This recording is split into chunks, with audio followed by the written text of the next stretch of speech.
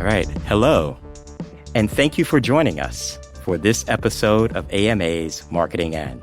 This is a special live episode from New York City and the Green Space. It's AMA's first ever live recording of our podcast.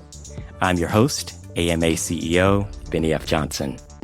Tonight, we're going to explore life through a marketing lens, looking at the points of unexpected journey that happen with marketing. We're going to talk to innovators who you might not have heard of, but are exactly the ones you need to know. We have 4 incredible guests today. Our conversation is going to start with LaFontaine Oliver, President and CEO of New York Public Radio, and then Dean Lerzan Askoy from the Gabrieli School of Business at Fordham University, Fernando Romero, SVP of Digital Ad Sales for TelevisaUnivision, and last but not least, Forrest Young, Executive Director of Design for the Fundamental Company. So our first guest today is really at home. We're actually recording this in his home of New York Public Radio. LaFontaine Oliver is the new President and CEO of New York Radio, the largest public radio organization in the country, and a leading national broadcast producer, an essential source for trustworthy news and classic music for New Yorkers. NYPR reaches millions of people every day across WNYC, WQXR, the WNYC studios, and this space, the Jerome L. Green Performance Center in New Jersey Public Radio. So LaFontaine brings over 20 years of experience in both national and regional markets with public radio. He served recently 2 terms as the national board chair of NPR. His experience in radio and media has spanned everywhere from DC to Baltimore to Orlando and New York. LaFontaine thrives on these interconnections of media and marketing. LaFontaine, welcome to our podcast. Thank you, Benny. I appreciate the offer to join you. I've been a fan of the podcast, so it's great to have the opportunity to be here with you today. But that means a lot because you've spent a lot of time in public radio. Yes. So we're going to take you back. We talk about these points of marketing and unexpected. So when you were a student at the University of Miami, you were actually a marketing major. I was, yes. So talk a little bit about how did you enter into the major and how did that transition you into your first stint in radio at University of Miami? Wow, so you went all the way back. I had to go back to the genesis. Yeah, so growing up, initially I wanted to be a performer. I was a theater kid, and so I literally grew up in performance, whether it was theater, television, a couple independent film roles. But when it was time to go off to college, I called myself doing the more practical thing, which was you should get a business degree. And so I did my undergraduate studies at the University of Miami. And while I did my electives in communications, I went to the School of Business there and studied marketing because, again, in my mind, it was the practical thing to do at the time. Right. So what got you into the radio station? Yeah, so I actually have a rich sort of history and lineage in broadcasting. My dad worked in radio, and it was wonderful as a young person getting to sort of see my dad in the business. And in a lot of ways, broadcast and performance were sort of symbiotic. And so initially, when I got to campus, I remember thinking, you know what, I'm going to go check out this campus radio station and see what this is all about. And like a lot of college radio stations at the time, it was primarily a music formatted station, alternative that is. And so I remember going in, and this was, in my eyes, sort of the heyday of radio. And so at that time as a freshman, you couldn't just walk on campus and, get a show. And so I had to wait for a time slot to open up. And I remember it being an overnight slot. So it was something. Did the voice get deeper for the overnight time slot? You got to settle into that lower register when you're talking to folks at 2:00 in the morning. But yeah, so I finally got a shift on the station during overnights. And interestingly enough, I forget which named hurricane came through that year. But one of the big hurricanes came through, and I remember them asking for volunteers Okay. to man the station during a hurricane. And at the time, I didn't really know what that entailed, but being a bright-eyed, young, hungry freshman, I raised my hand. And it was interesting as all of the others who were in the meeting looked around like, oh my goodness, like he's actually volunteering for this. And what I had actually signed up for was to be locked and sandbagged into the radio station to keep the station on broadcasting throughout the hurricane, because the station was a part of the emergency network in Coral Gables. And so the job was, you didn't power down when a hurricane came through. This was actually the time where the community was relying even on a student-run station to give them critical information about the path of the storm, evacuation routes, and things like that. And so little did I know I was volunteering to be locked and sandbagged into the station as a freshman, and that actually proved to be a pretty smart move, because shortly thereafter I ended up getting elected to become general manager of that station, and went on to do all sorts of wonderful things that really set me up for the career that I have today. All right. So it's interesting. You talk about getting elected to be general manager of the station. Now skip ahead to recently in your career. Did you ever imagine that you'd be elected to be chair of NPR? No. I could not have even dreamed that that would happen. In fact, I remember actually being surprised when I was approached to join the board. And so I was even more surprised when I was asked to chair the board. And it was during a pretty tumultuous time in public media, although I would say I think all of media has been experiencing a tumultuous period here, prolonged period. But no, I could not have imagined that my career path would take me from that little small college radio station at the University of Miami to then sort of being the guy right next to the CEO as chairman of the board of NPR. Right. And then that journey takes you here. Yes. To New York, which, we talk about New York being the big stage, but, this is the largest public radio station and largest podcaster in the country. A lot of your work and a lot of things we talk about in marketing are about engaging with customer and embracing a community. And radio stations, in particular public, are very much, as you've already kind of alluded to, about not just entertainment, but about impact. So recently, New York Public Radio celebrated its 100th anniversary. Yeah.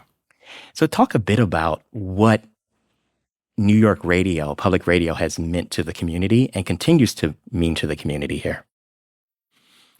Yeah. So, first off, I would say, I feel extremely grateful and privileged to have the opportunity to lead this organization during this time of the centennial. And for most of WNYC's history, it was owned and operated by the city of New York, but has a storied history over the years of providing news and information, arts and culture, and even music to the people of New York.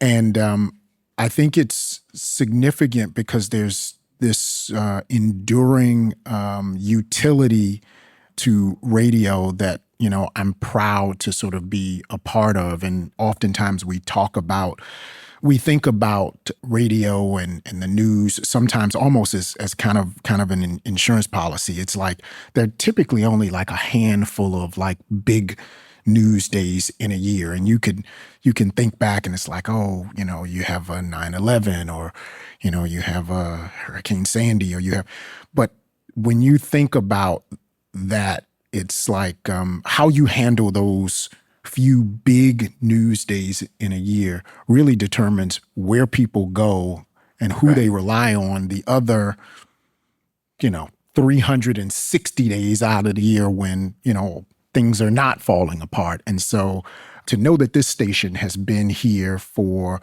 New Yorkers through 9/11, through Sandy, through you name it. And it's one of, we have a phenomenal archivist who's digitizing the archives of of WNYC and just the audio that we have going back. It's tremendous. So it means a lot to be here during this particular time. So talk a little bit about voice. So one of the things that you've kind of led into is the rise of podcasting for conversations like this, and podcasting has become a go-to tool for marketers. So give us a little bit of your thoughts on this moment in radio with the rise of podcasting and the impact that. Yeah, it's interesting. Talk about, boom and bust in some ways, but voice is just really powerful. And for those of us who sort of came up in the medium of radio, we describe it as theater of the mind, because it really is about using the voice and words to paint vivid pictures in the mind and in the sort of eyes of the listener.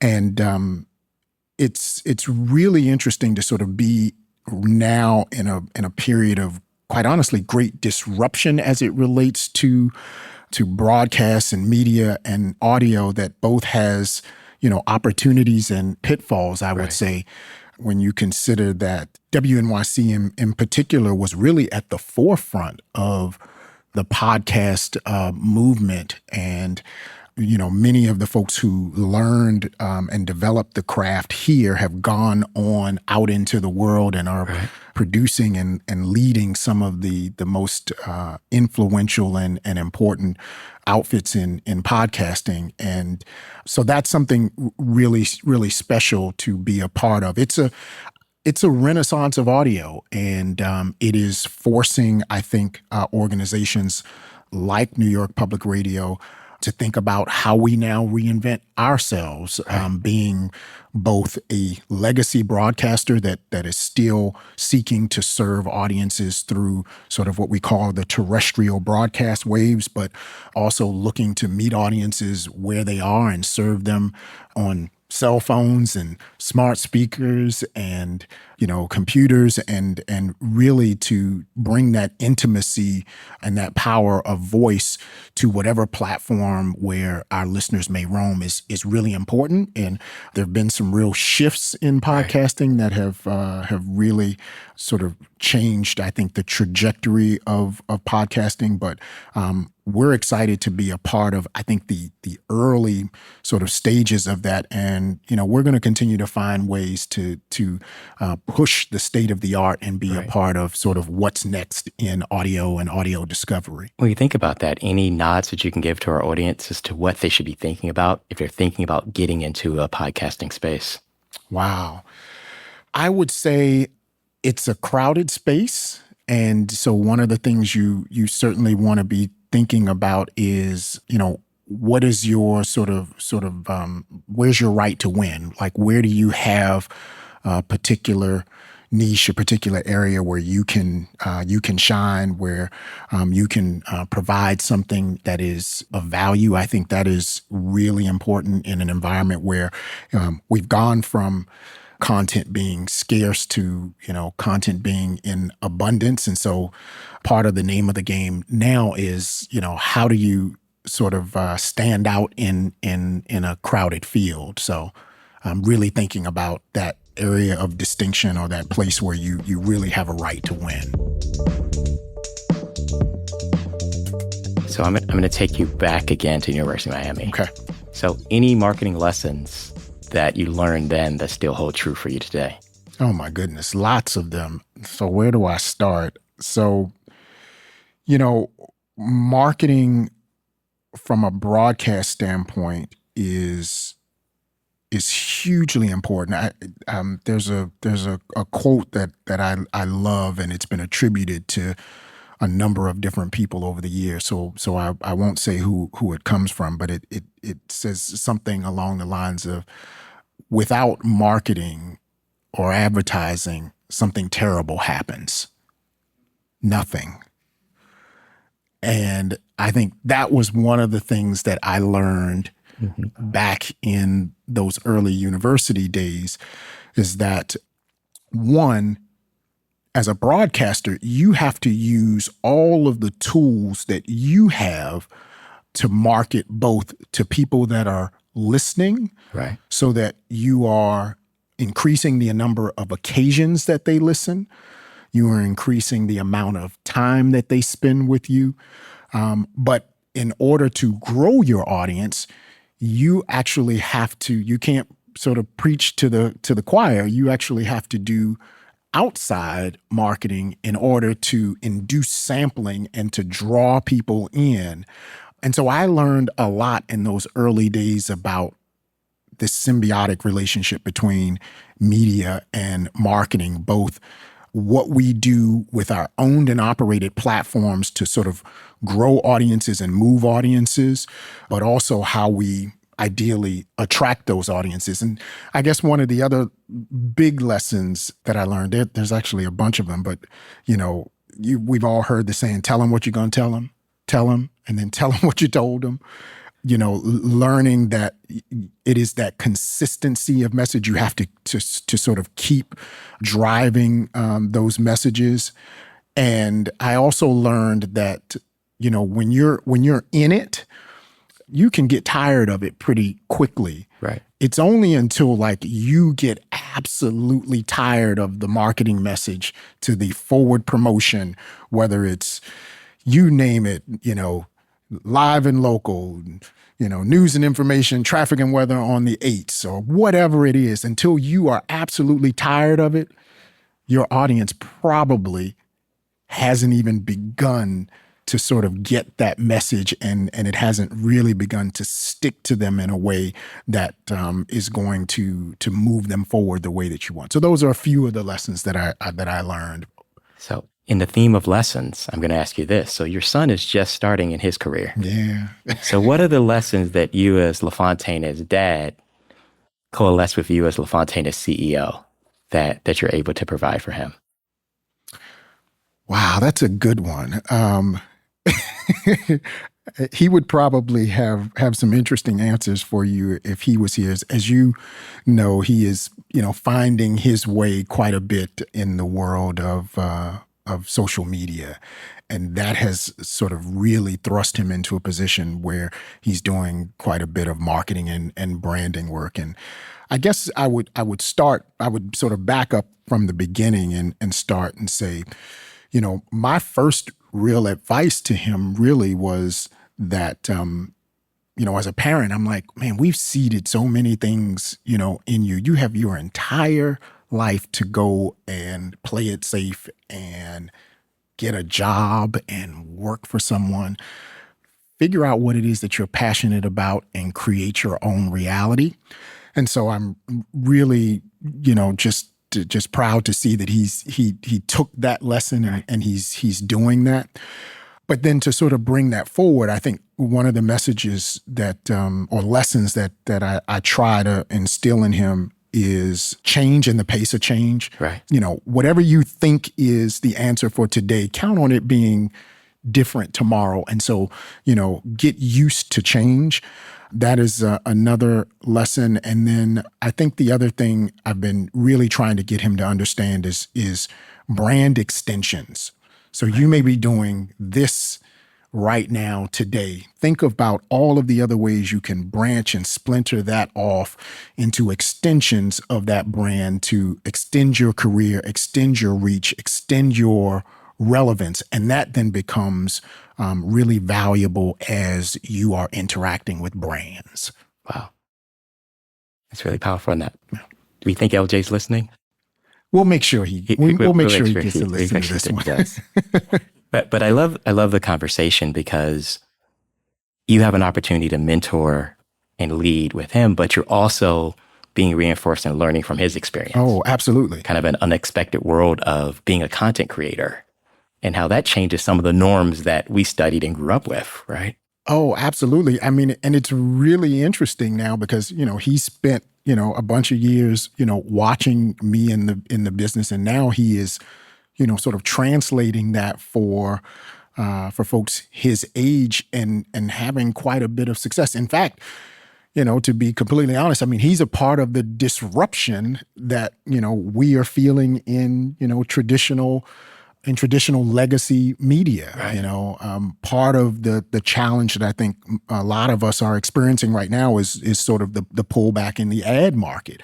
Right. And a lot of that is attributed to the fact that, they can go to content creators like my son and get 10 or 12 of them who have, 1 million, 2 million followers, and they can actually, with a reduced marketing spend, actually achieve some of the same things and be able to directly track some of that in ways that for us in traditional media, we are still trying to sort of figure out how to do that. So yeah, it's really interesting. In some ways, I'm learning from him. Right. So I asked the question, what's next for New York Public Radio? Wow. I think what's next for New York Public Radio is a couple things. One, when I look out at sort of the landscape, not just here in New York City, but in communities across the country, the crisis today is in local news and information, serving the local information needs of communities. And so what I think is next for New York Public Radio is figuring out even more how to meet those information needs, as we like to say, not only for New Yorkers, but for those with a New York state of mind, for the New Yorker in all of us. I think that's what's next. I think the other thing that's next is really trying to figure out how to develop more addressable one-to-one relationships so that we go from sort of this broadcasting model perhaps to something that feels more like narrowcasting or connecting with individuals in ways that are going to create the stickiness that is going to ensure the financial support that has really sort of supported and undergirded public media stations like WNYC and New York Public Radio for years. I think that's next. And then figuring out, as I said before, how do we push the state of the art and continue to be a leader in media for, the big what's next for all of us. Wow. I can't believe that we're at our time now. I can't believe it either. I know, but I'd be remiss if I didn't take this opportunity for you to get the final word for our podcast today. But I want you to close it out like you used to close out your overnight radio show. I think that's only fitting that I turn the mic completely over to you and you take us home, my friend. Well, I wish I could remember exactly how I used to do that, but I guess if I have a moment to just say a parting word, it would be that the pace of change continues to speed up, I think, as we think about the world of media and marketing and promotion and advertising. And I'm looking forward to continuing to listen to leaders like you and the leaders that you are bringing on this podcast, because that is one of the ways that I continue my lifelong learning and feel like I get a little bit of a leg up as I'm trying to look around the corner and figure out what's next for my organization and for my industry. So thank you for the work that you're doing. And thank you. And thank you all for our first portion of our episode of AMA Marketing and Live from New York.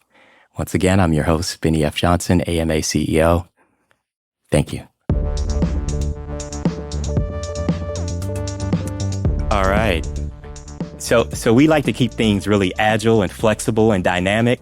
So LaFontaine Oliver, will you come back to the stage? So back to the stage. He remembered the sign-off. Yeah, see, he tripped me up asking me that question. I was like, I don't know. So we just heard the sign-off, and only a handful of us heard it, but I think we all need to hear the sign-off.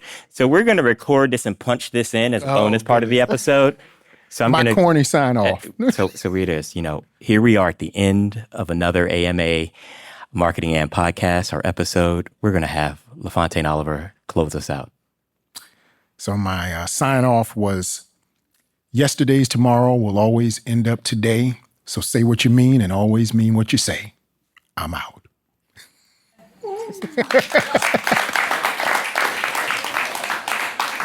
And that's marketing.